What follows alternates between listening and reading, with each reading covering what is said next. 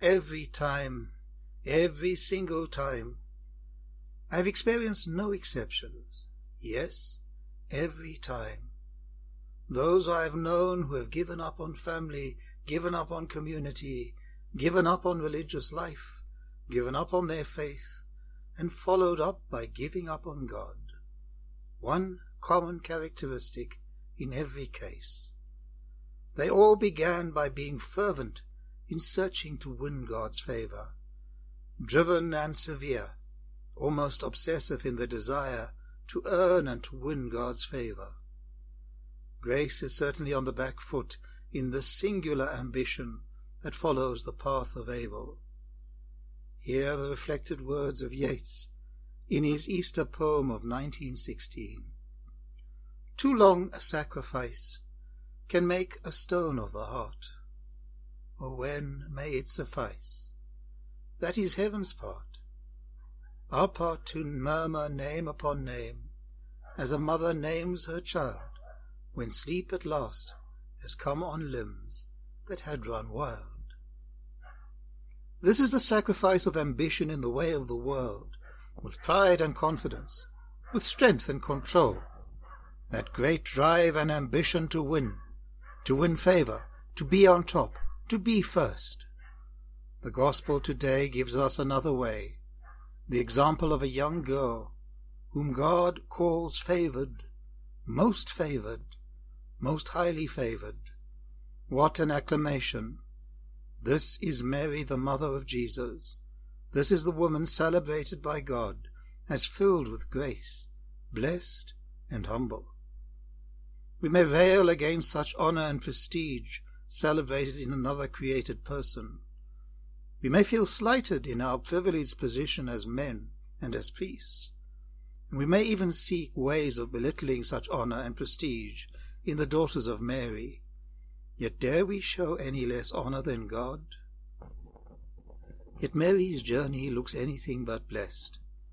As a child bride, without her consent, pledged in marriage to an older man. Mary, as a child herself, unprepared for motherhood, facing hardship on a dangerous journey at the whim of a distant colonial power. With all doors shut to her, she gives birth in a dark and stinking animal enclosure. The new young mother then becomes a refugee to protect her baby from insane and insatiable political power.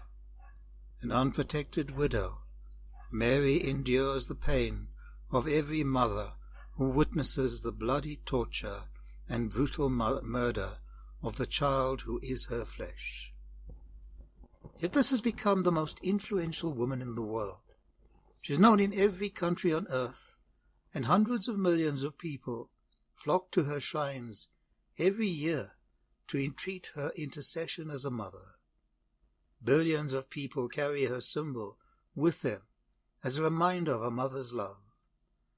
No other figure in history has been more portrayed in art, literature, and music. Our Western culture underrates and dismisses humility as an archaic religious artifact. We may pay lip service to honoring all the peacemakers, but our true heroes are the warriors and the celebrities, those cheeky idols, self-important and even a bit narcissistic. Just like at the inn, there is no place here for humility. Humility requires that we give up certain self-aggrandizing thought patterns, reflexes, and behavior. Humility is a kind of liberation, a paradoxical state of freedom from the culturally imposed norms of narcissistic me-first thinking. This competitive reflex is the preconscious, visceral impulse to impose or outdo others, to auto-react against perceived threats to one's established sense of self. So how do I free myself from this competitive reflex?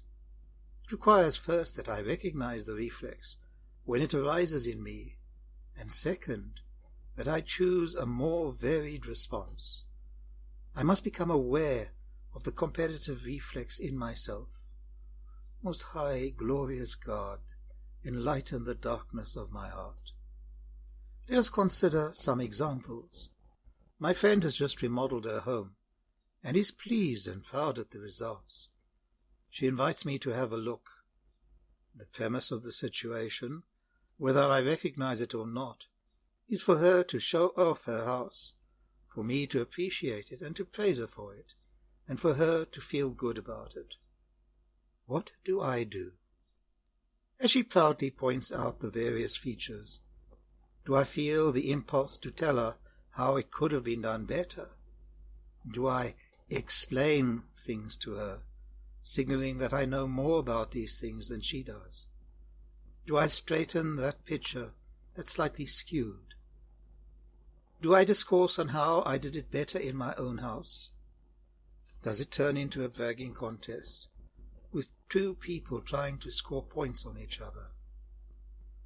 Do I offer unsolicited advice to others about how to live their lives better? Do I damn with faint praise when somebody shares their new idea or a new discovery about life? If someone tells a joke, do I feel compelled to top it with a better one?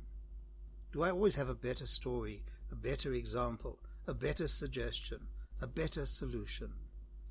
Do I feel compelled to demonstrate how smart I am, how much I know? Am I a backseat driver? Do I like to tell people how to raise their kids better? Do I lecture or preach to others? When someone says something that is mistaken or misinformed, how do I react? If I have a different opinion, do I precipitate a win-lose debate, or do I show respect for the other person's view, as I'm sharing my own? Humility is less a matter of self-restraint, and more a matter of self-esteem. The greater our sense of self-worth, the easier it is to appreciate others, to praise and to encourage them. A well-developed sense of humility shines through in our behavior towards others. They feel affirmed, appreciated, encouraged, validated, and physically nourished. For me, this is the most perfect representation that we find in Mary, the mother of Jesus, who finally stands at the cross of her murdered son. Rather than railing against the evil of the world or wailing in horror, she stands her ground when others have deserted, and becomes for us an example of strength, humility, and perseverance. Mary is indeed God's most highly favored one, the one addressed by God as full of grace, most blessed among all women, and a humble servant. This is God's gift to us, his own mother, the most highly favored one, to be our mother also. The Lord grant you peace.